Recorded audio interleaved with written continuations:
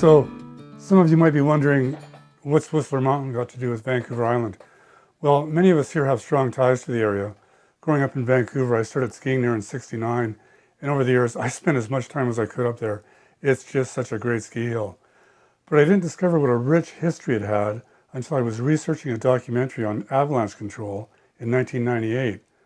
And I found out that long before it was a winter resort, it was a famous summer destination. It's a great story. Check it out.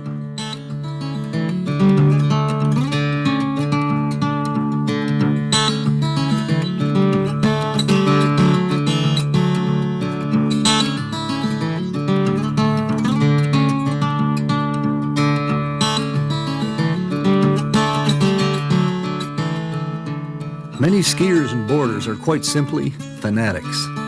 The mountains become their temples, and like religious zealots, they will make long pilgrimages to kneel at the altar of the steep and deep. If you are a serious skier or boarder, regardless of where you live on the planet, you know about Whistler and Blackcomb Mountains. If you are a fanatic, you've probably made the pilgrimage. 7,000 acres of skiable terrain, greatest vertical rise on the continent, 3 glaciers, 12 bowls, over 200 runs, longest ski season in North America. In a word, big. In the fast-paced world of the ski resort industry, Whistler has definitely come of age. In January of 2002, the Canadian Olympic Association filed an application with the IOC for Vancouver and Whistler to host the 2010 Winter Olympics. The mountain has come a long way since its humble beginnings of the 60s and its first bid for the holy grail of sporting events.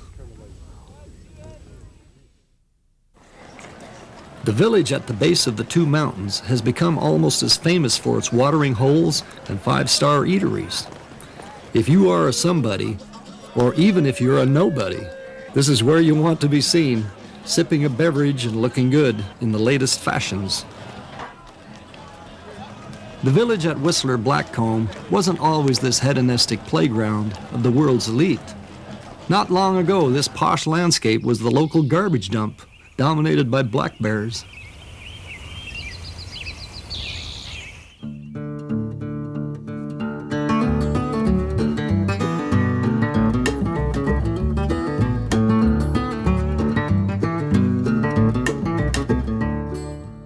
Whistler is located in the coastal mountains of southwestern British Columbia. 150 kilometers north of Vancouver, it is surrounded by big rugged peaks in a hostile landscape. The area was first surveyed by Hudson Bay men in 1858. In 1860, British naval officers mapped the area and named the big mountain on the shores of Alta Lake London Mountain, the original name of Whistler. At the turn of the century, it took 3 days to travel from Vancouver to Alta Lake. The first leg of the journey was by boat up Howe Sound to Squamish. After spending the night in Brackendale, it was a 2-day trip up the rugged Pemberton Trail with rented pack horses. In 1911, Alex and Myrtle Phillips made the long trek from Vancouver to Alta Lake to visit a trapper friend and do some fishing. They fell in love with the valley, and 3 years later, with $700 in savings, bought 10 acres on the northwest corner of the lake. In 1914, 2 events would change everything in the Wilderness Valley. The Pacific Great Eastern Railway made its first run from Squamish to Lillooet, passing through Alta Lake, and Alex and Myrtle fulfilled a lifelong dream and opened Rainbow Lodge, a fishing resort. It was primitive, but the new railroad made it easy for people to get there from Vancouver. At the turn of the century, fly fishing was all the rage among the wealthy, and high society soon discovered North America was a fly fisher's dream. The fishing at Alta Lake was good, and the people came. Word spread, and Rainbow Lodge soon became the most popular resort west of Banff for hiking, fishing, and having fun in a wilderness setting.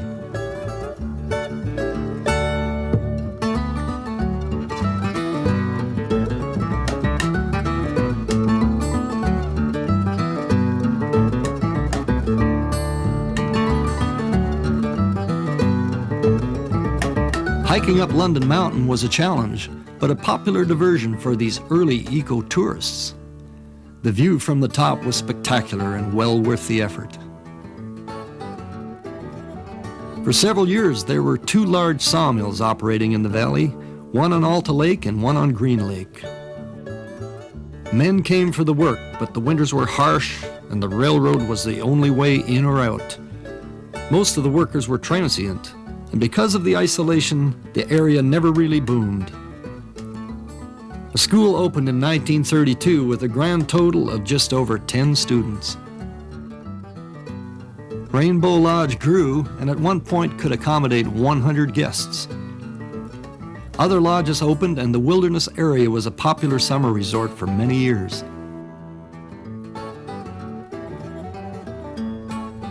The rhythm of life in the valley followed the seasons.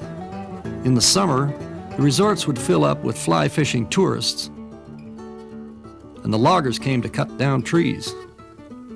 In the harsh winters, the loggers couldn't work, so they would head to Vancouver to spend their hard-earned cash, and the resorts on Alta Lake were empty. Life in the quiet valley followed this pattern for 50 years.